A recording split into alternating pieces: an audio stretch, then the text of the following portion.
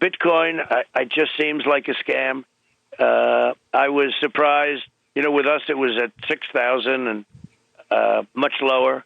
I don't like it because it's another currency competing against the dollar. Essentially, it's a currency competing against the dollar. I want the dollar to be the currency of the world. That's what I've always said. Seems like Donald Trump's had quite the turnaround when it comes to his opinion on crypto. I mean, of course, we knew this because of all the investments and everything, but this is, of course, due in no small part to his Commerce Secretary, Howard Lutnick. The Department of Commerce is going to start issuing its statistics on the blockchain because you are the crypto president, and we are going to put out GDP on the blockchain so people can use the blockchain for data distribution, and then we're going to make that available to the entire government so all of you can do it. We're just ironing out all the details so we can do it. Last year, a crypto organization crypto company estimated that $154 billion of illicit activity was financed via cryptocurrency.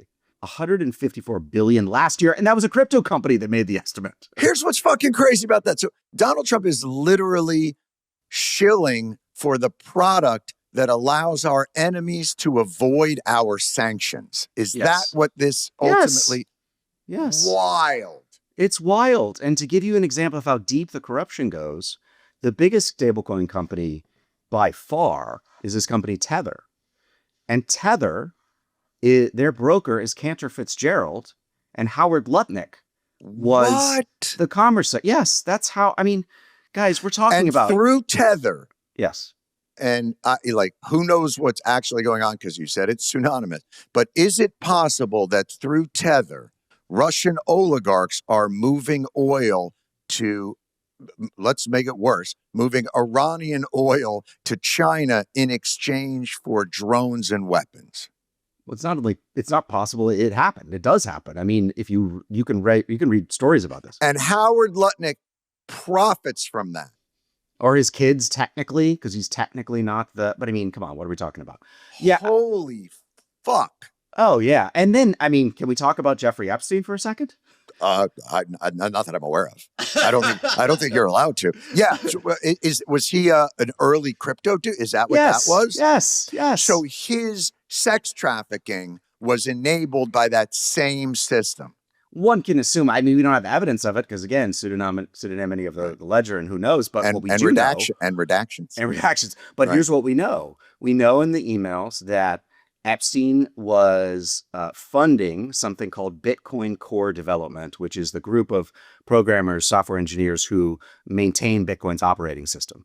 Yes, there are people behind this supposedly, completely computerized future. So he was funding that through the MIT Media Lab. You remember the MIT Media Lab? There was a blow up some years ago, a big article in the New Yorker. It's like this offshoot of MIT. This guy, Joy Ito, was running, and they had relationships with a lot of very wealthy people, including Bill Gates, and funding various projects.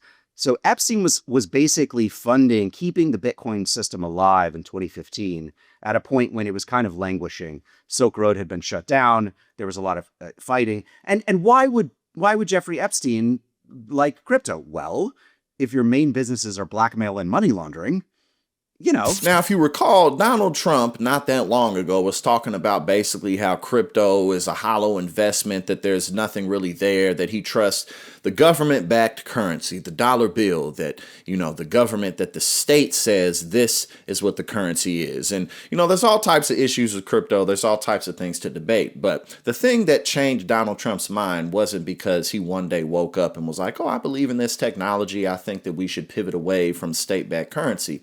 No, it was just that he had an opportunity to make some money off of it. Of course, he sold and made billions of dollars off of his crypto meme coins that he sells and is still selling to his constituents and to his supporters. He says World Liberty Financial. The reason why Juan Hernandez is out of prison right now, even though he got found guilty of trafficking billions of dollars of cocaine into the country, is because of his investments in World Liberty Financial. You look at this across the board, entities around the world, whether they're governments or private entities. are in cahoots with Donald Trump because of World Liberty Mutual, whatever it's called. I keep stumbling over it, but you know what I mean. At the end of the day, Donald Trump has money sitting in slush fund accounts because of the Qatari government. He funneled over $1 billion into the Board of Peace, into that account, which he controls.